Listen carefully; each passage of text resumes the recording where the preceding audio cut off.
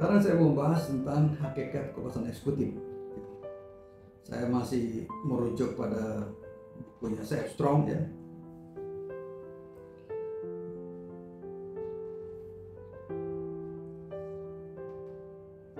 Jadi pada katakan bahwa the basis of the executive for formulate policy and to execute or administer that policy when it's gain the sanction of law through the legislation.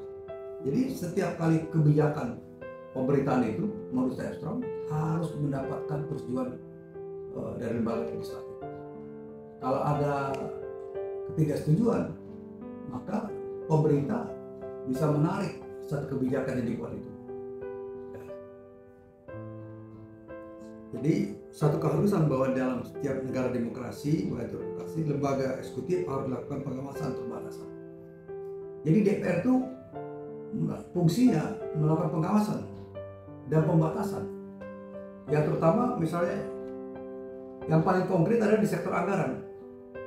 Ya, tapi pembahasan anggaran ini melalui perkomisi.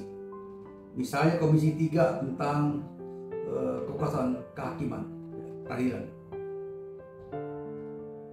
Berkumpul di Komisi 3 itu lembaga-lembaga peradilan ya, perwakilan, misalnya Sekretariat Jenderal dari Mahkamah Agung, Sekretariat Jenderal dari Mahkamah Konstitusi, dan Komisi Yudisial membahas anggaran-anggaran dibutuhkan. Demikian juga di Komisi 2 berkaitan dengan pemilu. Ya, anggaran itu ditetapkan oleh Komisi 2. Misalnya berapa besar anggaran KPU, ya, berapa besar anggaran Bawaslu, berapa besar anggaran DKPP. Nah sekarang sedang ada masalah. Ya, rupanya penggunaan anggaran dalam pemilu kemarin oleh KPU dinilai ada sesuatu yang tidak beres. Yang penggunaan anggaran untuk naik sewa private jet itu luar biasa. Ya oleh karena itu sedang diselidiki oleh DPR. Ini benar nggak? Ya, kenapa pertanyaan pakai private jet? Ya kan? Padahal naik pesawat komersial sih bisa juga, ya kan? Nah, jadi pertanyaannya anggaran. Jadi lembaga eksekutif harus menjawabkan kuasanya kepada rakyat melalui lembaga parlemen itu.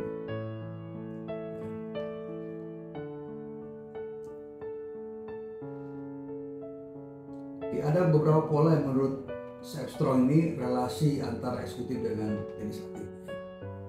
Pertama, adanya pertanggungjawaban badan eksekutif kepada badan legislatif atau parlemen, di mana badan legislatif dapat menjatuhkan pihak eksekutif apabila dia mendapat mosi tidak percaya. Ini terjadi pada pemerintah parlementer. Ya, kalau dalam konstitusi Indonesia, DPR tidak bisa menjatuhkan presiden. Dan ya, DPR tidak bisa menjatuhkan presiden tidak bisa membawa DPR. Itu pakem politiknya.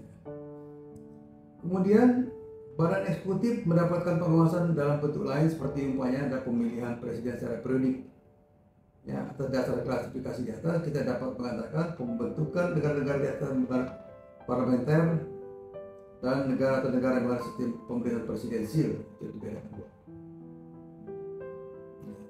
Tapi kalau negara yang terpisah antara pemerintahan dan kepala negara, maka kepala negara bisa dipilih melalui lembaga parlemen.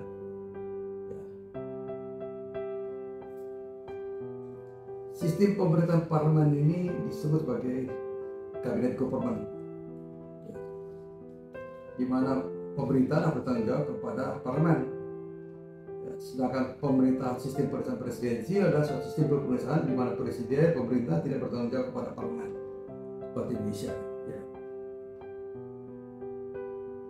Dalam sistem pemerintahan presidensial, ciri-cirinya kekuasaan eksekutif dijabat oleh seorang pejabat, sedangkan pejabat yang disebut sebagai menteri hanya membantu presiden dan bertanggung jawab pada presiden, mengangkat dan diangkat oleh presiden yang disebut sebagai kekuasaan itu prerogatif presiden. Masa jabatan presiden ditentukan dengan tegas fixed term. Ya, di Indonesia 5 tahun. Ya, kalau di Amerika 4 tahun. Di Prancis 7 tahun.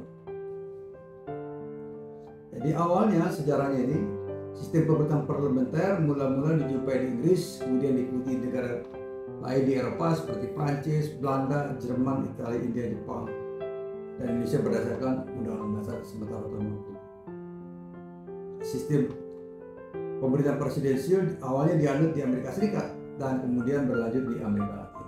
Jadi Amerika Latin ini dalam sejarah ketenagaannya lebih maju daripada negara Asia. Dia lebih awal. Ya.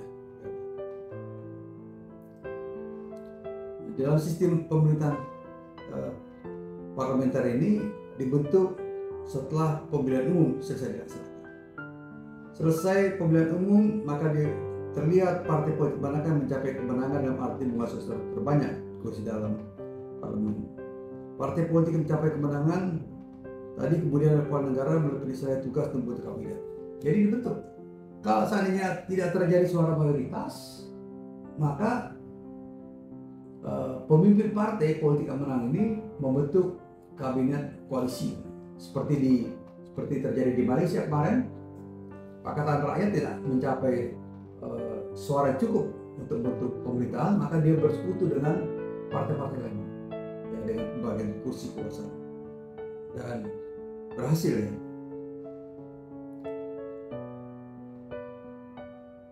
Jadi partai-partai politik bentuk pemerintahan itu.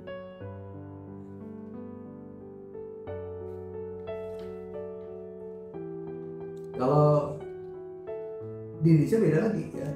Kalau misalnya di negara pemerintahan presidensial, maka presiden berkuasa penuh yang bentuk pemerintahan, partai menang dengan mekanisme apakah langsung misalnya mendapatkan hasil pemilu, kemenangan pemilu separuh lebih 5%+1, atau dia harus mutlak misalnya mayoritas misalnya 50%, itu beda lagi. Dan pembentukan kabinet ini diangkat oleh kepala negara sesuai dengan prosedurnya. Jadi bersumpah di hadapan kepala negara. Kalau di Inggris di hadapan raja nih. Partai. Demikian juga di Thailand bersumpah nih, para kabinet pemerintahan bersumpah di hadapan raja.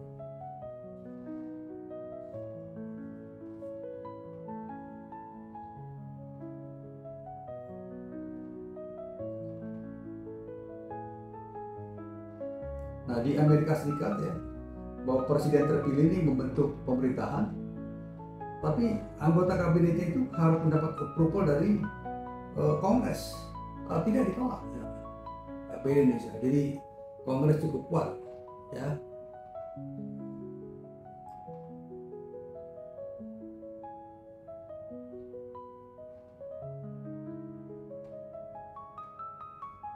Beda lagi seperti di Swiss ini, variasi lain dari bentuk pemerintahan seperti di Swiss.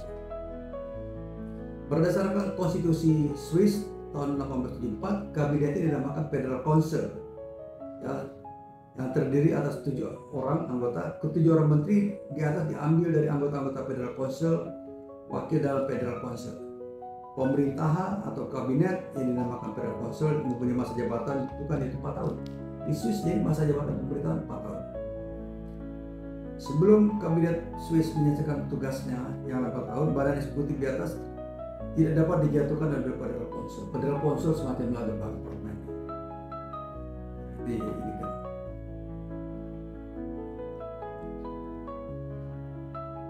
Di Amerika Serikat seperti yang tadi saya katakan ya, bahwa